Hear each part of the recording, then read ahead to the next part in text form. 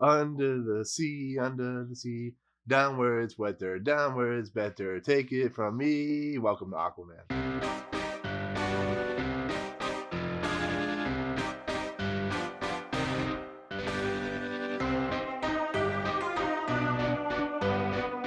What's up, guys? Welcome to Movie Importance, movie review of Aquaman, the newest film from director James Wan, and it stars Jason Momoa, Amber Heard, Willem Dafoe, Patrick Wilson, Nicole Kidman, and Dolph Lundgren. So, if you don't know what the story of Aquaman is, it's basically Arthur Curry, who is half land, half human, half Atlantean.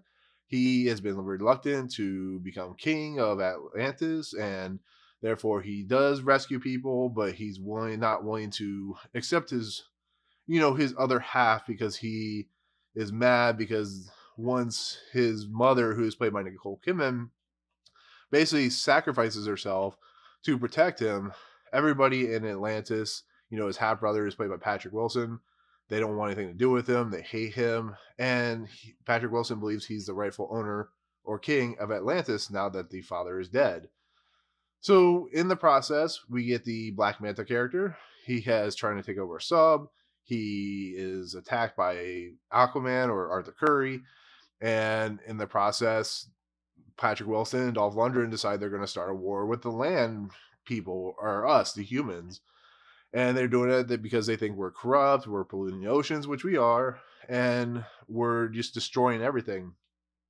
And the story is basically taking Arthur Curry and making him what he is in the comic books, which is Aquaman. Even though he's referred to Aquaman, he doesn't really feel like he's Aquaman, even though he rescues people.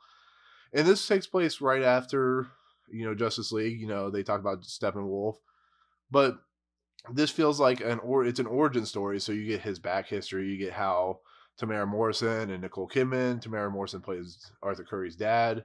You find out how they get together and how Jason Momoa's Arthur Curry is born.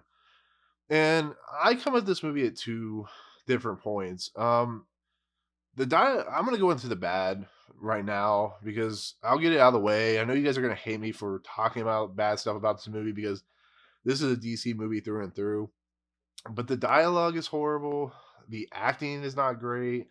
They're having fun, but everything about this movie just it feels choppily edited. It feels weird. There are things that James Wan is doing with the character reactions that feels so out of place and just it feels like it's like pandering to the audience. And it's just this is one of those things that DC has a problem with. Instead of it being more natural and more fitting, even though it's a superhero movie, I just feel like they don't have any direction on these characters, and the people they're getting to write these movies, I don't think they know the story because when the New 52 comics came out, Aquaman was reinvented. And what happened was Aquaman got the trench, which are these creatures down in this black hole. He was reinvented to look like this really charismatic guy who was on land with his, wife Mara. And here we're getting that story, but instead Mara and Arthur Curry, Aquaman are kind of like bittering couple, even though they're not a couple. And this is like a normal problem with movies is they feel like they have to have like that that sexual tension. And then they have to have the typical bad guy who's out there to create problems. And then you get the other villain that's just there to be there, even though he's supposed to be like a major villain for Aquaman, which is the Black Manta character. And I don't know. It's just this movie is not good in that aspect. But I've come to the conclusion that this movie, actually, a friend told me, and it's a good idea. This movie is kind of like Flash Gordon in a way, where it's almost as so bad it's good.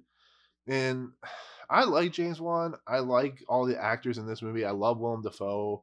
I definitely like Patrick Wilson. Jason Momoa is pretty good. But I don't know. I feel like there could be so much more in this movie because when Aquaman or Arthur Curry has to go find the sphere, I just don't feel that that story is exciting. They start getting to some video game stuff, some Uncharted stuff, and it's just like they're borrowing from everything else when they could borrow from the stories, which are actually kind of interesting.